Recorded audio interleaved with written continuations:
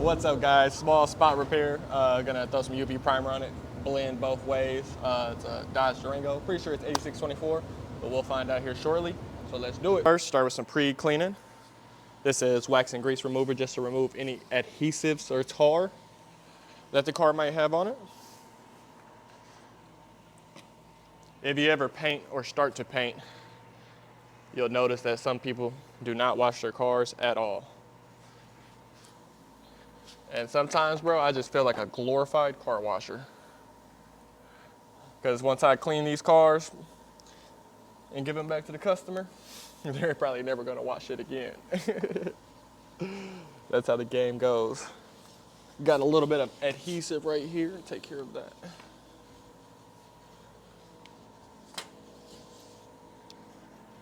I like using these microfiber rags, clean really well.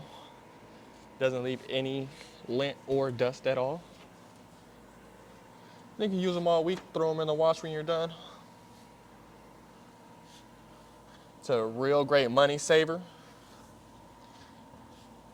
and a really great cleaner. Gotta give them a try if you haven't. Everybody knows my favorite glass cleaner. Once again, we're just pre-cleaning the panel. Pre-cleaning helps your sandpaper last longer. It helps it go faster. And it'll help your jobs come out that much cleaner because you might clean an area that you might have missed when you were just sanding it or after sanding, you know? I just like to keep everything super clean as possible. I've had people tell me on my other social medias, they're like, yeah, man, that glass cleaner is doing too much, bro. That's too much, it's too much. And I just don't understand how there's a such thing as too clean, you know? I mean, I can understand it. It is such thing maybe, but I don't understand how that would be problematic, if that makes sense. But, you know, everybody got their own ways. And who am I to judge them, you know? So, I like to live, so I like to let people live. Alrighty, now that we got these two panels squeaky clean, I'm gonna use the yellow Q1 tape, which is not really similar to the 3M tape because it's a little bit thinner. Still has the same adhesive properties, but probably wouldn't recommend this for the actual painting. I like to use this because it's a little bit cheaper, and I can use this for like to make sure the edges, I don't scuff the other edges that I don't need to paint. Now that I have the adjacent panels taped up, so I won't scuff those up while I'm in the process of scuffing up these doors for paint, I'm gonna use some red Scotch-Brite. This one is used, but if it's brand new with red, I like to start inside the door handles and then get out to the edgers once I've done the door handles and like the whole door itself.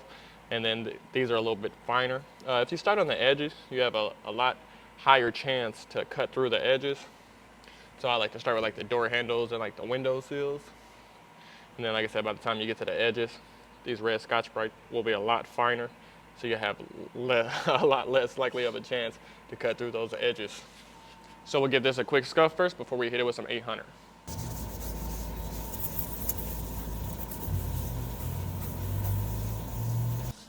Whew, that's a workout if you never had one. You can kind of see the difference how the red Scotch-Brite doled out this door. We still have to do the rear door. Again, I like to do the whole entire door. I like to start with the places that if you burn through wouldn't be a big deal in the handle, underneath where the windowsill would go. This is majorly for the edges as well, but you want to do the whole door so when you get to the edges, the red Scotch-Brite is finer. I feel like using the red Scotch-Brite first helps open up the clear for the 800 to grab a little bit better. And then also, once you finish with the 800 grit, that's essentially the last thing that's on this panel. So you're basically polishing these scratches out so they won't shrink back later on. You'll have red Scotch-Brite obviously in the door handle and underneath the windowsill, but no one really cares about that because it won't be seen as long as you don't have red Scotch-Brite scratched down the whole panel. So I'm gonna come back to you. So I'm gonna go ahead and do the rear door, and I'm gonna come back to you when I'm ready for 800 grit on the DA. Alrighty, now that I'm done using the red Scotch-Brite, I'm gonna take 800 grit on a orbital DA, and I'm gonna run over the entire door. The whole goal of this process is to get rid of anything shiny. For instance, just you see how it dulled the door out and it's no longer reflective. You just want to get rid of anything shiny just to give the paint a mechanical bond to stick to.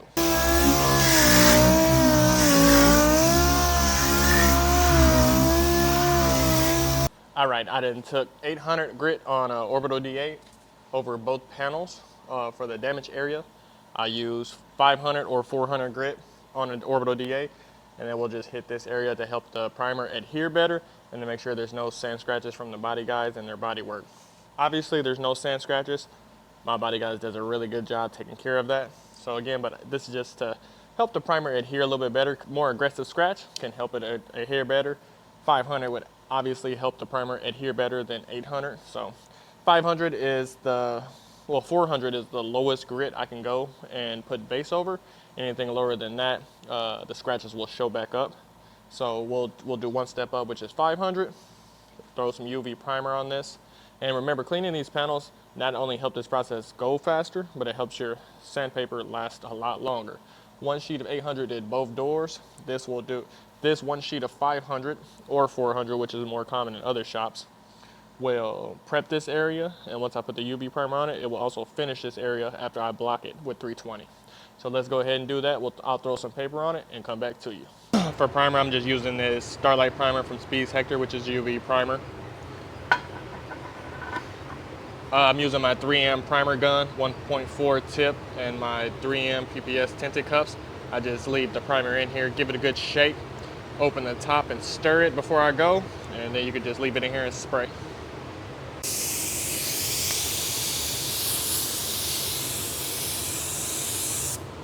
There's a lot of UV curing options, but one of the most affordable ones is this UV light from Skin Grip. I think it's only about 400 bucks in comparison to the $1,200 ones that you could find all over up to $10,000.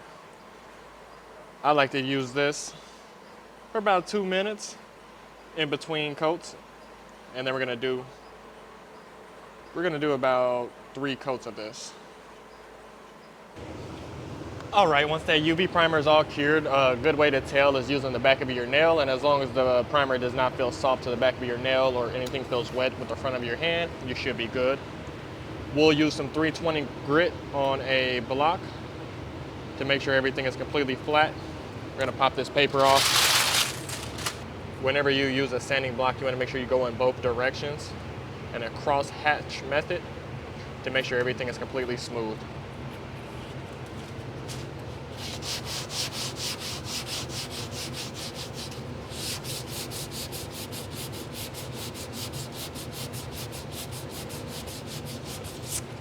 For more precise blocking, I suggest using guide coat.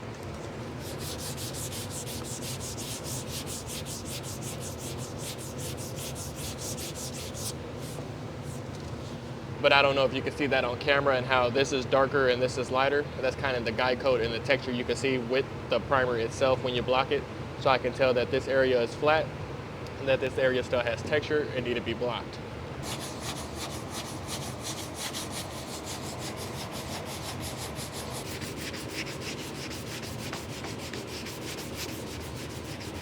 Next, we just need to get our 320 grit scratches out. We'll use a little bit of guide coat, and then we'll use that same piece of 500 that we had from earlier.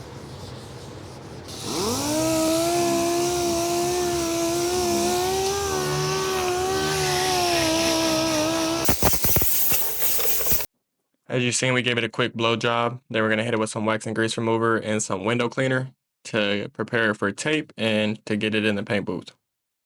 For tape, we'll be using the Q1 Ultimate Orange tape. And I will be using that paired with my tape caddy. Always know where your tape is, save you a little bit of time.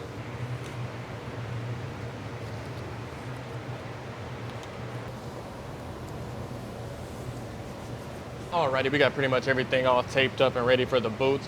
Lastly, we'll hit it with microfiber rags and waterborne cleaner one final time, and since we already hit it with wax or grease remover outside the paint booth, this is just for any extra oils or fingerprints that we might have missed, and this is the final step before paint.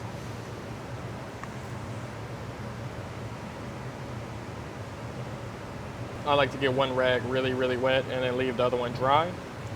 You can spray it directly to the panel, but sometimes I leave excess on there and then I always find it later when I'm painting. So in order for me to prevent that, I just get one rag really wet and then I wipe out half the door or the whole door depending on how fast it dries.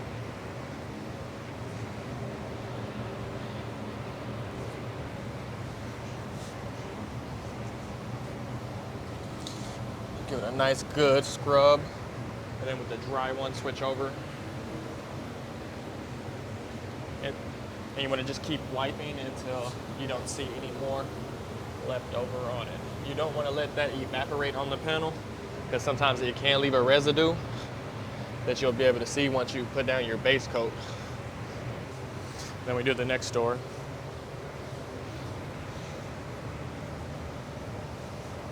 All right, we're gonna grab our slightly used tack rag and we're gonna tack off any dust.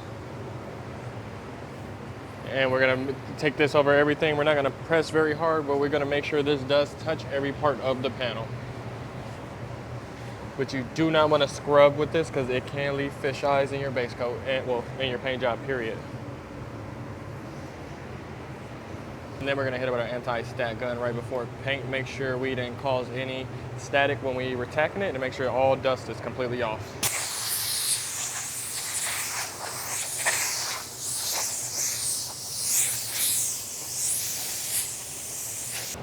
All right, the code was PW7. I think I said it was 8624. 8624 is the General Motors and this is Chrysler. Obviously I got those confused. I went ahead and mixed up some sealer. I'm really lazy and I didn't feel like waiting for 2 coats of the white because I would have to put 1 white on there and let it dry, then put another coat just because the white doesn't cover very well. So like I said, I'm pretty lazy, so we're just gonna throw 1 ounce of sealer on it just so our base can cover that much faster and we can be done that much quicker. This is my Jet 5500 1.3 with the Lumai Sun Pro on it, and we're shooting at 25 psi, and this is Spies Hector 5650 waterborne sealer.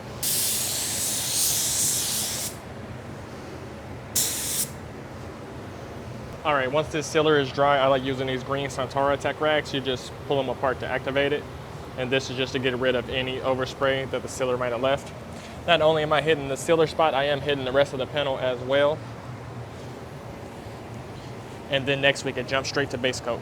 And then one last thing before we put on the white base, we have to use wet bed, which is a clear base coat. And that's just to make sure the overspray that I'm not putting on this area, anything that floats in the air, you just want to make sure it has something wet to land in so it looks uniform and even. And that's how you want to apply this, uniform and even. It doesn't really matter which gun you use, but I like to use it I like to shoot at 26 psi. And like I said, keep it uniform and even. Can I say it enough?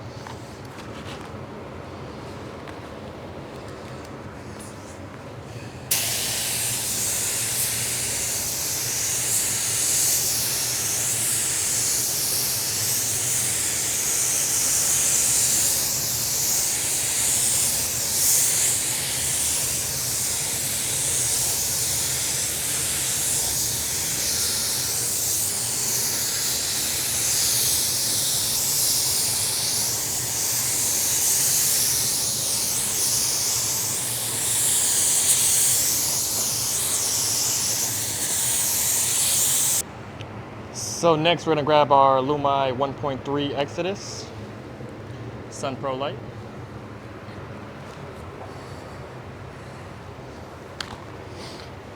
If you notice when I put the wet bed on, I did not go actually over the primer, I just went up to the primer because we're gonna blend into the wet bed itself.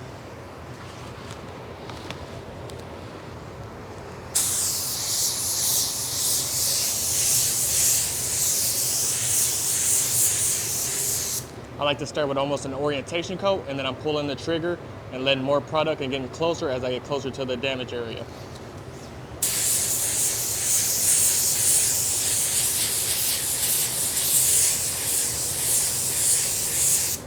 Now that that's done, I can focus just on the damage.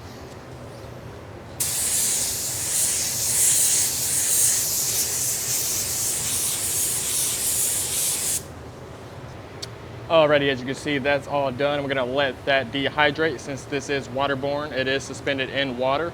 And once that's dehydrated, we'll check our coverage and then we should be ready for clear coat. another great alternative for checking for coverage. Check out this scan grip. It's their new 2.0. Looks like we got full coverage. Looks like everything is fantastic. Looks like we should be ready for clear. All right, everything turned out a-okay. So lastly, we just have to put the clear coat on. We're using Spies Hector 8600. Super easy clear to lay down, and it flows out really, really well. We're gonna use the Exodus, Lumai Exodus 1.5 with the Sun Pro. And we're gonna give this 2 coats, about 28 PSI, 28 to 30, depending on how it's laying out. 28 is more of the OEM texture.